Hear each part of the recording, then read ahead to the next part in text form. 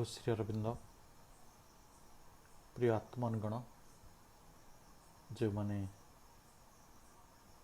यही परम चेतनार भगवत चेतनार शास्त्र भगवत गीतार अध्ययन यात्रा रे निजको सामिल रखिछंती समस्त को अंतर स्वागत करुछि एवं आजिर आलोचना को आमे प्रवर्तन करिया जाउछंती। गत आलोचन आमे सांख्य योग अर्थात द्वितीय अध्यायर 17तम श्लोकर अध्ययन करथिले जो कह जाइथिला जे अविनाशी वस्तु कौन एवं से अविनाशी तत्व द्वारा संपूर्ण जगत व्याप्त होइछि एवं ये अव्यय तत्वर जे केबे नाश हुए नहीं आम एक कथा सब पढ़ी आज आम से सांख्य जगर 18तम श्लोकटी को अध्ययन करवा। श्लोकटी भली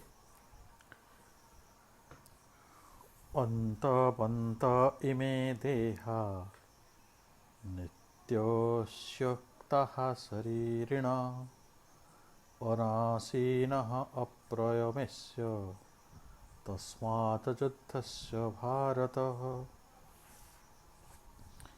एठारे केतोटी सुंदर शब्द रही जहाँ आम आलोचना करिया उचित ता होछि अंतबंत माने जार विनाश अच्छी अंत अच्छी बा विनाश हबाकू जे सृष्टि हिछि अंतबंत में देह यही देह होछि ये जो भौतिक शरीर यहाँ अंतबंत यहाँ नष्ट हवा पाई जन्म होइछि। नित्योऽस्युक्तः शरीरिणः तेणु नित्य कथित रही कौटा नित्य उक्ता नित्यसह नित्यस्य उक्तः नित्यस्य कौटा नित्य ना सेटा होचे शरीरीण शरीरीण कहले देही बा आत्मा शरीरी शरीरी शरीर और शरीरी तापर आसला अनासीनः अप्रमेयस्य तस्मात् युद्धस्य भारत अर्थात ये जो शब्दटी अच्छी अनासीन अनासीन माने जोटा केबे भी नष्ट हब ना विनाश हब ना अनासीन कदापि भी नष्ट हब ना आउ हैला अप्रमेयस्य आमे प्रमेय शब्द सहित परिचित अछंती। प्रमेय अर्थ होछि जहाँ को परिमाप करी हबो जहाँ को गणी हबो कलना करी हबो किंतु जहाँ को जानी हबो किंतु एठी आमे जो शब्द सहित परिचित होचे सेटा होछि अप्रमेय। अप्रमेय कहले जहाँ अकलनीय जहाँ को प्रकृति रे जानी हुए नहीं कलना करी हुए नहीं ये भली शब्द होचे अप्रमेय एवं तेणु जतबले आमे ये शरीरटी विनाशशील अंतबंत आउ नित्य स्य उक्तः शरीरिण शरीरटा शरीरी जदि नित्य ताहले आमे जोटा नष्ट हब नहीं अनासीन आउ जोटा अकलनीय अप्रमेय तेणु वर्तमान आम से जानिया परे ये अविनाशी तत्व विनाशी तत्व जानिबा परे युद्ध करिबारे जीवन संघर्ष को जीवारे जीवन बंचिबारे किछि असुविधा नहीं। तेणु से खोजते तस्मात् युद्धस्य भारत हे भारत वंशज अर्जुन तमे तस्मात् युद्धस्य युद्ध कर ताले आमको गोटे भल वार्ता मिलूँ जे जिते बड़े ଆମେ ଏଇ ଶରୀର ଆଉ ଆତ୍ମାର ଯେଉଁ ସମୀକରଣ ରହିଛି ତାକୁ ସତରେ ଜାଣି ହେଉନାହିଁ।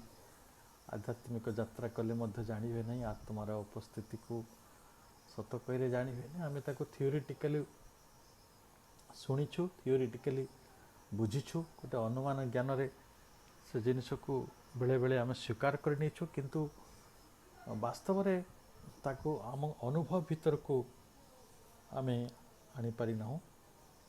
ତେଣୁ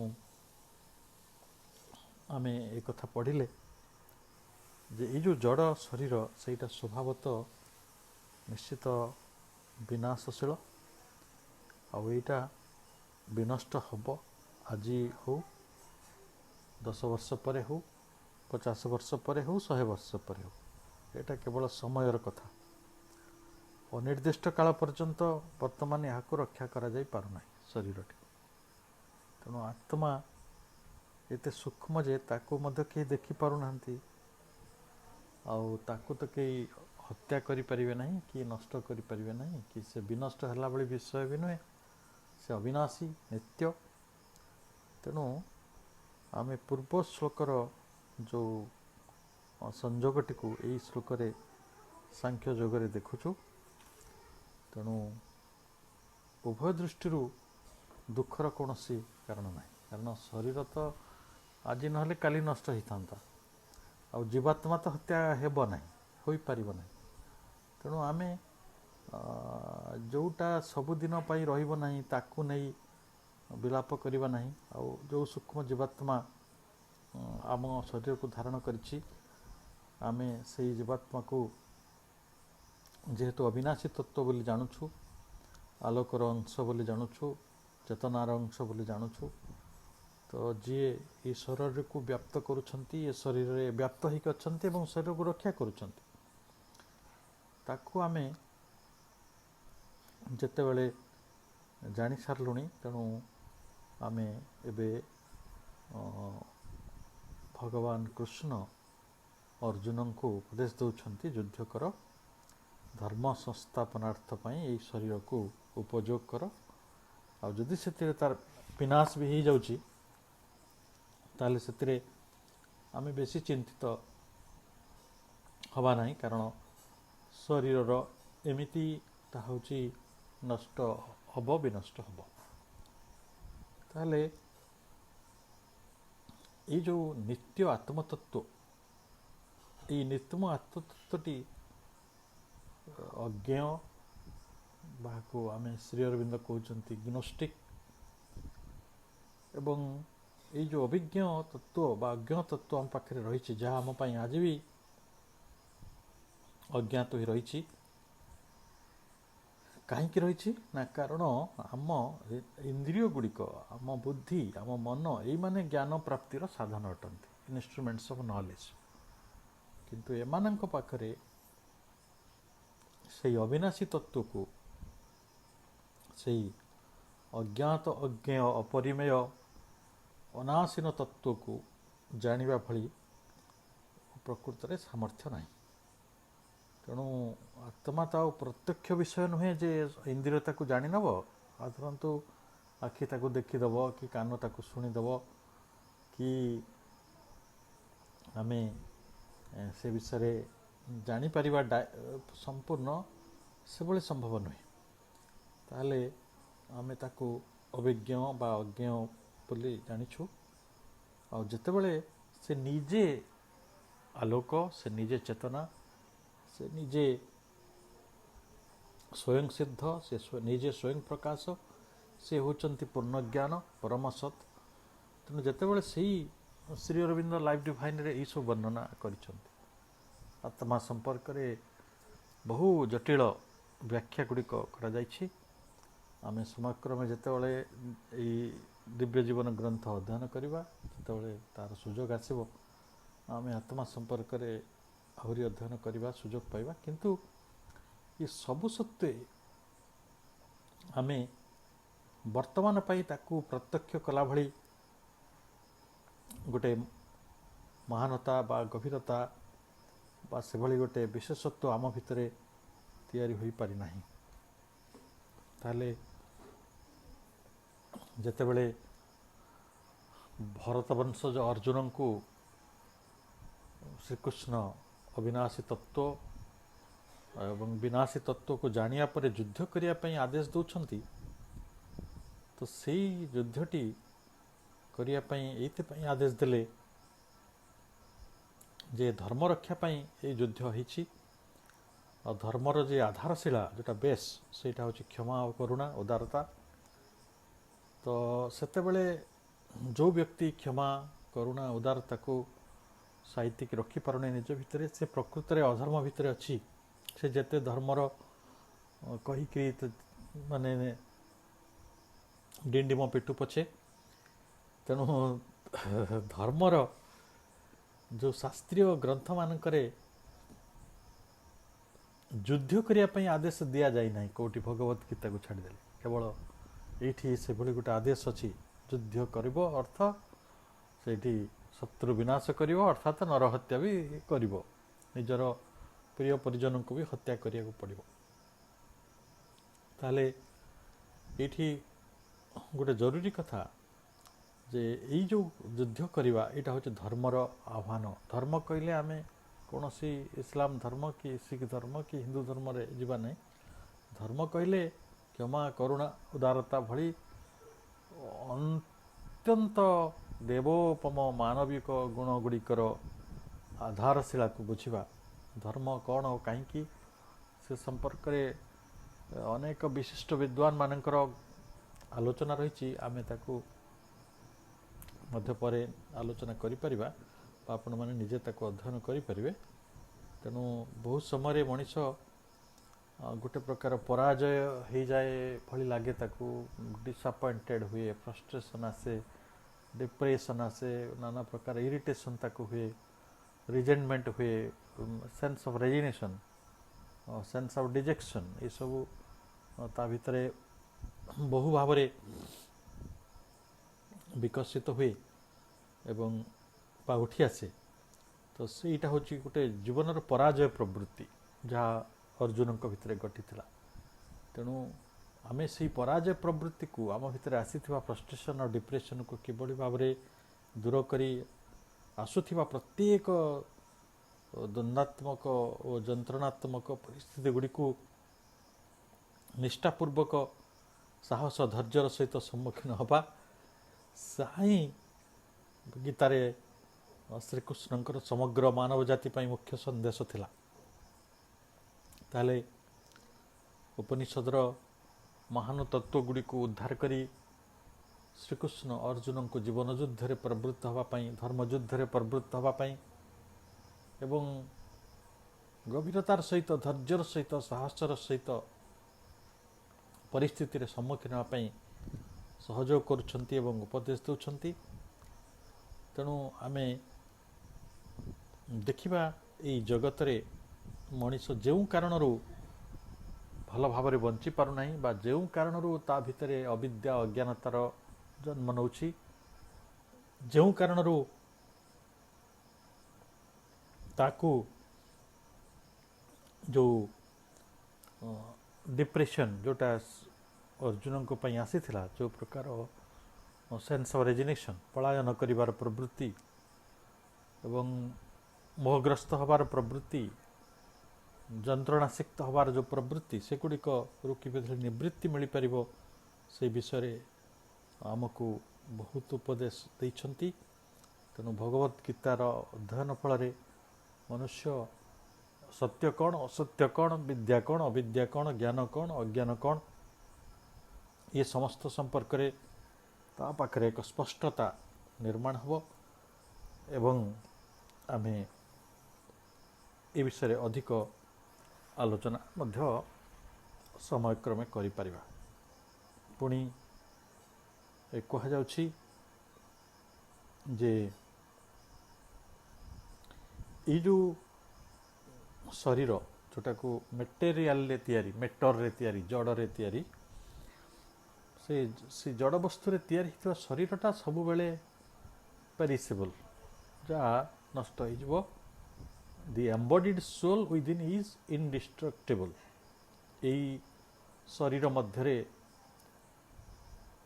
ବାସ କରୁଥିବା ଶରୀରୀ ସେ ଇନଡେଷ୍ଟ୍ରକ୍ଟିବଲ୍, ଯାହାକୁ କେହି ଧ୍ୱଂସ କରିପାରିବେ ନାହିଁ। ଆଉ ସେଇଟା ଇମେଜରେବଲ୍, ଅର୍ଥାତ୍ ଯେଉଁଟା ଅପ୍ରମେୟ। ଆମେ ଯେଉଁ ଶବ୍ଦଟି ବ୍ୟବହାର କରୁଥିଲେ ଗୋଟେ ନୂତନ ପ୍ରକାର ଶବ୍ଦ, ଆଣ୍ଡ ଏଟର୍ନାଲ୍, ନିତ୍ୟସ୍ୟ। ତେଣୁ ବର୍ତ୍ତମାନ ଆମେ ଏଇ କଥା ଜାଣିବା ପରେ ଏଇ ଯେଉଁ ଶରୀରର ନିତ୍ୟତାକୁ ନେଇ କିଛି ଜିଦ୍ କରିବାର ବର୍ତ୍ତମାନ ପାଇଁ ଆବଶ୍ୟକତା ନାହିଁ, କାରଣ ସେଭଳି ସମୟ ବର୍ତ୍ତମାନ ଉପଗତ ହେଇନାହିଁ। କାରଣ ଶରୀର ଏବେ ସୂକ୍ଷ୍ମ ନୁହେଁ, ନାନା ସୀମିତତା ଭିତରେ ଏଇ ଶରୀର ଗତି କରୁଛି। ତ ଏଇଠି ଆମେ ଦେଖୁଛୁ ଆମେ ଜୀବନରେ କେତେ ପ୍ରକାର ଖାଦ୍ୟ ଗ୍ରହଣ କରୁ। ପରିବା ଖାଉଛୁ, ଫଳ ଖାଉଛୁ, ଆମେ କେତେ ପ୍ରକାର ଶସ୍ୟ ଖାଉଛୁ, ଡାଲି ଖାଉଛୁ, ଆଉ କେତେ ପ୍ରକାର ଖାଦ୍ୟ ମଣିଷ ଖାଉଛି।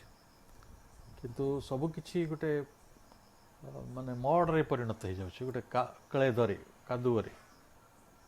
ଆମେ ଦେଖୁଛୁ ଗାଈ ଘାସ ଖାଉଛି, ସିଏ କ୍ଷୀର ଦେଉଛି। ମଣିଷ ସେଇଭଳି କିଛି ଖାଦ୍ୟ ଖାଏ, କିନ୍ତୁ ତା ପାଖରେ ସେଇଭଳି ଗୋଟେ କିଛି ଭିଜିବୁଲ୍ ପ୍ରଡକ୍ସନ୍ ତା ପାଖରେ ନାହିଁ।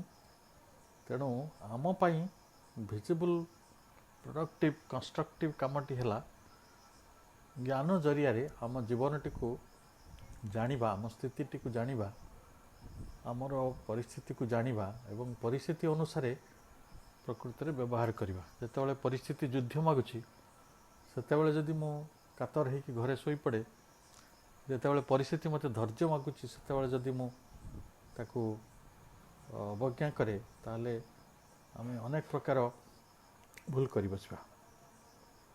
ତାହେଲେ ଆମେ ଦେଖୁଛୁ ଯେ ଯେତେବେଳେ ଏଇ ଶରୀରର ପତନ ହେଉଛି ବା ମୃତ୍ୟୁ ହେଉଛି, ଆମେ ତାକୁ ଯେତେବେଳେ ଜଳାଇ ଦେଉଛୁ, ଦେଖୁଛୁ ଯେ କିଛି ପାଉଁଶ ମିଳୁଛି। ଆଉ ଯଦି ବି ତାକୁ ପୋତି ବି ଦେଉଛୁ, ଦେଖୁଛୁ ସେ କିଛି ଦିନ ପରେ ସେଇ ମାଟିରେ ମିଶି ଯାଉଛି। ଆଉ ଯଦି ତାକୁ ନଦୀରେ ବି ଫିଙ୍ଗି ଦେଉଛୁ, ଦେଖୁଛୁ ଯେ ଅନ୍ୟ ପ୍ରାଣୀମାନେ ତାକୁ ସବୁ ଖାଇ ଦେଉଛନ୍ତି ଏବଂ ଧୀରେ ଧୀରେ ସେଇଟା ସଢ଼ିକି ନଷ୍ଟ ହେଇଯାଉଛି। ତାହେଲେ ଏଇ ବାଟରେ ଆମେ ଦେଖିପାରୁଛୁ ଆମ ଶରୀରର ପ୍ରକୃତ କେଉଁ ଉପାଦାନରେ ତିଆରି ଏବଂ ଏ କିଭଳି ଭାବରେ ପୁଣି ଥରେ ଯେଉଁ ବସ୍ତୁ ରୂପରୁ ସେ ଆସିଥିଲା, ମେଟେରିଆଲରୁ, ସେଇ ବସ୍ତୁ ରୂପକୁ ସେ ଫେରି ଯାଉଛି, ଯାହାକୁ ଆମ ଶାସ୍ତ୍ରକାରମାନେ ପଞ୍ଚଭୂତରୁ ଆସି ପଞ୍ଚଭୂତରୁ ବିଲୀନ ହେଇଯିବାର କଥା କହୁଥିଲେ। ଏବଂ ବାଇବଲ କହିଛନ୍ତି, ଫର୍ ଡଷ୍ଟ ଦାଉ ଆର୍ ଆଣ୍ଡ ଅନଟୁ ଡଷ୍ଟ ଦାଉ ସେଲ୍ଟ ରିଟର୍ନ। ତମେ ଗୋଟେ ଧୂଳି ଏବଂ ପୁଣି ଥରେ ସେଇ ଧୂଳି ଭିତରକୁ ଫେରିଯିବ। ଏଇଟା ବାସ୍ତବିକ କୁହାଯାଇଛି ଆମ ଏଇ ଭୌତିକ ଶରୀରକୁ ନେଇ, ଯାହା ବସ୍ତୁ ଦ୍ୱାରା ନିର୍ମିତ, ଭୂତମାନଙ୍କ ଦ୍ୱାରା ନିର୍ମିତ।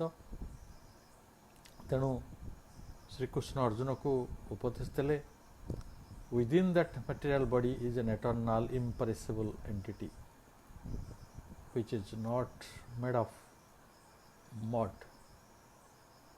That is the divine soul and the real self. ତେଣୁ ଆମେ ବାସ୍ତବିକ ସେଲ୍ଫକୁ ଜାଣିବାର ଯେଉଁ ପନ୍ଥା, ଆହୁରି ତା ଉପରେ ସୁନ୍ଦର ଭାବରେ ମାର୍ମିକ ଆଲୋଚନା କରିବାର ଯେଉଁ ବ୍ୟବସ୍ଥା, ସେଇଟା ଭଗବତ ଗୀତା କରିଛନ୍ତି।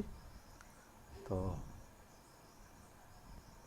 ଆମେ ସେଇ ସମ୍ପର୍କରେ ଯେଉଁ ଯାତ୍ରାଟି କରୁଛୁ, ସେ ଯାତ୍ରା ନିଶ୍ଚିତ ଭାବରେ ଆମକୁ ଅନେକ ପ୍ରକାର ସ୍ପଷ୍ଟତା ଭିତରକୁ, ଆଲୋକ ଆଡ଼କୁ ନେବ। ଆମର ଚେତନାର ନିଶ୍ଚୟ ଉଦୟ ହେବ ଏବଂ ଆମେ ଚେତନାର ରାଜ୍ୟରେ ବାସ କରିବା ପାଇଁ ଏଇଟା ସହାୟକ ହେବ। ଏଭଳି ଏକ ଚମତ୍କାର ଆଲୋଚନାରେ ଆପଣମାନେ ଦୀର୍ଘ ସମୟ ହେଲା ଅଂଶଗ୍ରହଣ କରୁଛନ୍ତି। ତେଣୁ ଆମେ ପରାଜୟର ଆଶଙ୍କାରେ ନୁହେଁ କି ପରାଜୟର ପରିସ୍ଥିତି ଗୁଡ଼ିକରେ ବିଚଳିତ ନ ହୋଇକି, ଯାହା ନିତ୍ୟ, ଯାହା ସତ୍ୟ, ଯାହା କରଣୀୟ, ଯାହା କର୍ତ୍ତବ୍ୟ, ଯାହା ଧର୍ମ, ତାକୁ ଆଚରଣ କରିବା ବହୁତ ଜରୁରୀ ବିଷୟ। ଅନ୍ତତଃ ଆଜି ଏହି ଶ୍ଲୋକରୁ ଆମେ ଏହି ବାର୍ତ୍ତା ପାଇଲେ। ଆସନ୍ତା ଥରକୁ ଆମକୁ କ'ଣ ପ୍ରାପ୍ତ କଲେ, କେଉଁ ଧାରଣା ଦ୍ୱାରା ମଣିଷ ନିଜ ଅବିଦ୍ୟାରୁ ବା ମୋହରୁ ନିବୃତ୍ତ ହୋଇପାରିବ, ସେ ବିଷୟରେ ଆଲୋଚନା ହେବ। ଏବଂ ଆମେ ଆଶା କରିବା ଆପଣମାନେ ସେହି ଆଲୋଚନାରେ ଆଜି ଭଳି ଯୋଗଦାନ କରି ଆସୁଥିବେ। ଆପଣମାନଙ୍କୁ ସମସ୍ତଙ୍କୁ ଅନେକ ଅନେକ ଶୁଭେଚ୍ଛା, ଧନ୍ୟବାଦ ଏବଂ ବନ୍ଦେ ମାତରମ୍। ସମସ୍ତଙ୍କ ପାଇଁ ମାଙ୍କର କୃପା ଭିକ୍ଷା କରୁଛି।